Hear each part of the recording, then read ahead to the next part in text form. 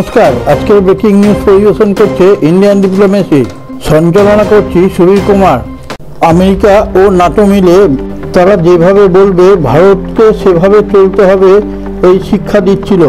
Bharat Japan মিলে তখন নিজেরা এক গুপ্ত মিটিং করছিল যেখানে ভারত নিজেকে আরো শক্তিশালী হিসেবে তৈরি করতে পারে। এই নিয়ে একটা ডিল তৈরি হয় ভারতের সঙ্গে জাপানের। এই ডিলের কথা শুনে আমেরিকার রাতের ঘুম উড়ে যায়। আমেরিকা ট্যারিফ লাগিয়ে যেখানে ভারতকে জব্দ করতে চাইছে, ভারত সেটাকে ইগনোর করে নিজের পথে চলার রাস্তা তৈরি করছে। আমেরিকা এখনো ভারতকে সেই 90 সালের ভারতই হিসেবে ধরে রেখেছে। সেই জন্য ভেবেছিল ট্যারিফ লাগিয়ে ভারতকে জব্দ করবে। ভারত আমেরিকার ট্যারিফের কথা কর্ণপাত না করে নিজের মতো করে নিজেকে গুছাতে শুরু করে। ভারত জাপানের সঙ্গে কি ডিল করছে সেই নিয়ে অনেকের চিন্তিত হয়ে পড়ে। জাপানের প্রধানমন্ত্রী আসার ফলে তাদের সঙ্গে কি যে করছে ভারত সেটাই কেউ ধরতে পারছে না, কিন্তু জানার জন্য সবাই উৎসুক হয়ে আছে। আর ভারত যেটাই করে গুপ্তভাবেই করে, ঢাকঢোল পিটিয়ে সবাইকে জানায় না। সেই জন্য পশ্চিমা দেশগুলো তটস্থ হয়ে আছে ভারতের কারবার দেখে। অন্যদিকে চীন যেখানে এশিয়ার সম্রাট হয়ে থাকার জন্য নিজেদেরকে তৈরি করেছে, আর ভারত সেখানে তাদের অহংকারকে ধূলিসাৎ করার জন্যই তৈরি হচ্ছে। দিল্লি থেকে টোকিওর ল্যাবে কি তৈরি হচ্ছে সেটা জানার জন্য ছটফট করতে থাকে সমস্ত পশ্চিমা দেশগুলো। যদিও চীনও সেই জায়গাতেই দাঁড়িয়ে আছে। মনে করুন ভারতের সঙ্গে কারো যুদ্ধের পরিস্থিতির সৃষ্টি হয়েছে, সেই সময় যদি 400 কিলোমিটার দূর থেকে ভারতকে কেউ অ্যাটাক করে, ভারতের আকাশ থেকে কোনো মিসাইল বা ফাইটার জেট যদি ওড়া শুরু করে, 400 কিলোমিটার দূর থেকেই তখন আকাশেই তাদেরকে ধ্বংস করে দেয়। তখন তো যুদ্ধ করার আগেই সেই যুদ্ধকে শেষ করে দেবে। চীনের কাছে সেই ধরনের মিসাইল রয়েছে। ভারত সেই জন্যই নিজেদের তৈরি করতে শুরু করেছে। ভারতের কাছে রয়েছে অ্যাভাক্স এয়ারবর্ন ওয়ার্নিং সিস্টেম। এটা হচ্ছে আমাদের ফাইটার জেটের চোখ এবং কান। এর জন্য দূর থেকেই আমাদের ফাইটার জেটরা বুঝতে পারে তাদেরকে কেউ অ্যাটাক করছে কিনা। কিন্তু এখানেই প্রশ্ন উঠছে যে ভারত সে জায়গায় সুরক্ষিত আছে কিনা। ভারতের ফাইটার জেট আকাশে উঠতে থাকার সময়ই তার মধ্যে ফুয়েল ভরে দেওয়ার সিস্টেম ভারতের কাছে আছে, যাতে ভারতের ফাইটার জেটগুলো অনেকক্ষণ পর্যন্ত আকাশে উঠতে পারে। সেই সময় অনেক দূর থেকে আসা কোনো মিসাইল ভারতের ফাইটার জেটকে যদি ধ্বংস করে দেয়, তাহলে তো সেই যুদ্ধ লাগার আগেই ভারতের যুদ্ধ বন্ধ হয়ে যাবে। যেটা চীনের কাছে রয়েছে। চীনের কাছে PL-15 রয়েছে, যার এই ক্ষমতা আছে। চীন পাকিস্তানকে PL-15 দিয়েছে, তার মধ্যে এই রকম রেঞ্জ নেই। চীনের কাছে এই মিসাইল থাকার জন্য ভারতকে চমকাচ্ছে, কিন্তু চীন ভুলে গেছে যে এই ভারত সেই ভারত নয়, এটা নতুন ভারত। চীন পাকিস্তানকে PLE ভারতকে যেন পাকিস্তান ব্যতিব্যস্ত করে রাখে।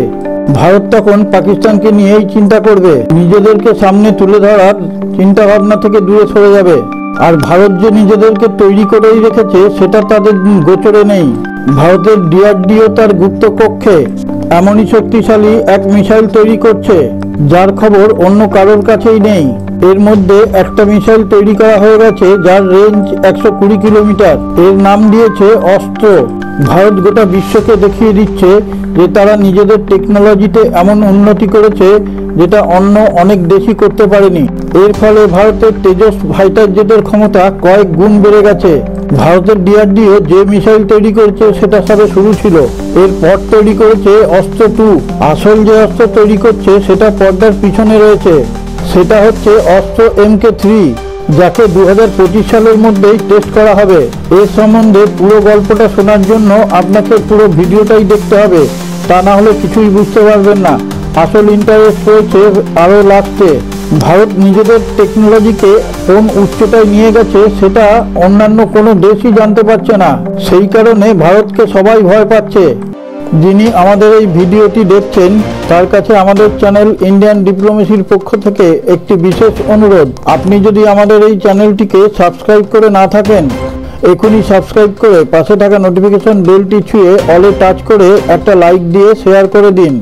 তাহলে আপনাদের মোবাইলের ইউটিউব চ্যানেল খুললেই আমাদের এই ভিডিওটি আপনারা দেখতে পাবেন, এবং আমরা তাহলে বিশ্বের বিভিন্ন প্রান্ত থেকে নিত্য নতুন খবর সংগ্রহ করে আপনাদের সামনে তুলে ধরার অনুপ্রেরণা পাব। আর একটা কথা আপনাদের সামনে তুলে ধরছি, আপনি যদি সত্যিই ভারতপ্রেমী হন তাহলে আমাদের চ্যানেলের কমেন্টে গিয়ে জয় হিন্দ কথাটা লিখে দিন। আমাদের অস্ত্র মিসাইলের নাম দেওয়া হয়েছে গান্ডীব। এই মিসাইলের মধ্যে কোনো ফুয়েল ভরতে হয় না। এর ইঞ্জিনটা এমনভাবে তৈরি, এর আশপাশের হাওয়া থেকে অক্সিজেন সংগ্রহ করে নেয়। সেই অক্সিজেনকে যা আগুনের উপর প্রবাহিত করে পেছনে ঠেলে দেয়, তাতে সেই ধাক্কায় মিসাইলটা কন্টিনিউয়াস উঠতে পারে, দীর্ঘক্ষণ আকাশে থাকতে পারে, তাতে তার স্পিড কোনো অবস্থাতেই কমে না। এবং এই গান্ডীবের রেঞ্জ হচ্ছে 400 কিলোমিটার। 400 কিলোমিটার দূর থেকে এ শত্রু দেশের কোনো ফাইটার জেটকে মুহূর্তের মধ্যে ধ্বংস করে দিতে পারে। এর স্পিড শব্দের থেকে 5 গুণ বেশি। এর ইঞ্জিনটা আমাদের ভারতের DRDO তৈরি করেছে, আর এর চোখ জাপানের তৈরি। জাপানকে আগে সবাই জানতো এ শান্তির প্রতীক, কিন্তু চীনের বাড়াবাড়ির জন্য এরা এখন নিজেদের সৈন্য তৈরি করেছে এবং উন্নত মানের অস্ত্র তৈরি করার জন্য সেই সব টেকনিক তাদের কাছে রয়েছে। সেই কারণে জাপানের সঙ্গে কোলাবোরেশনে এই গান্ডীব মিসাইল তৈরি করা হয়েছে। জাপান সৈন্য বলেও এখন ভীষণভাবে এগিয়ে এসছে। জাপান এখন অনেক উন্নত মানের টেকনোলজিতে মিসাইল তৈরি করছে। জাপান স্টিকার টেকনোলজিতে অনেক উন্নত হয়েছে। সব থেকে advance AESR active electronically scan array sticker টেকনোলজিকে ব্যবহার করা হচ্ছে। এই মিসাইলকে টার্গেট সেট করে দিলে সোজা শত্রুপক্ষের ফাইটার জেটকে আঘাত করে। জাপান এখন নতুন টেকনোলজিতে JNM মিসাইল তৈরি করছে। পুরনো পদ্ধতিতে মিসাইলের স্টিকার টর্চের মতন ছিল, সে একবারই লক্ষ্যবস্তুকে আলো ছুড়ে দেখে নিত, আশপাশের শত্রুদের দেখতে পেত না। এখনকার মিসাইলে হাজারখানেক ছোট ছোট বাল্ব দিয়ে LED প্যানেল তৈরি করা আছে, একসঙ্গে বহু জায়গায় ট্র্যাক করতে পারে। এর মধ্যে আরো অনেক কিছু বাকি আছে যা আপনাদের শোনাবো।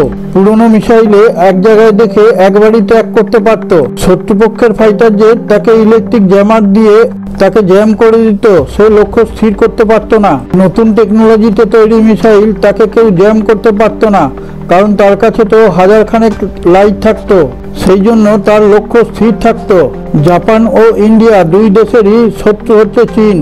তাকে আটকানোর জন্যই দুই দেশ এখন এক হয়েছে। দুই দেশের টেকনোলজিকে মিলিয়ে উন্নত মানের মিসাইল তৈরি করা হচ্ছে। ভারতের কাছে দুনিয়ার সব থেকে ভালো SFDR ইঞ্জিনের টেকনোলজি রয়েছে। জাপানের কাছে দুনিয়ার সব থেকে ভালো স্টিকার রয়েছে। ভারত পাকিস্তানের যুদ্ধে পাকিস্তানকে দেওয়া চীনের PL-15E মিসাইল ভারত পেয়েছিল, তার সমস্ত টেকনোলজি ভারত দেখে নিয়েছে। ভারত আর জাপানের টেকনোলজিকে আদান প্রদান করে চীনকে একটা বার্তা দিল। দুই দেশের টেকনোলজিকে ব্যবহার করে দুই দেশের বন্ধুত্ব অনেক গাঢ় হলো। চীনের ওই মিসাইলের টেকনোলজিকে ডিকোড করে দুই দেশই চীনের ওই মিসাইলের টেকনোলজিকে দেখে আর তার থেকে অনেক উন্নত মানের টেকনোলজি ভারত ব্যবহার করছে মিসাইলে। সারে জাহাঁ সে আচ্ছা হিন্দুস্তান হামারা হামারা, সারে জাহাঁ সে আচ্ছা।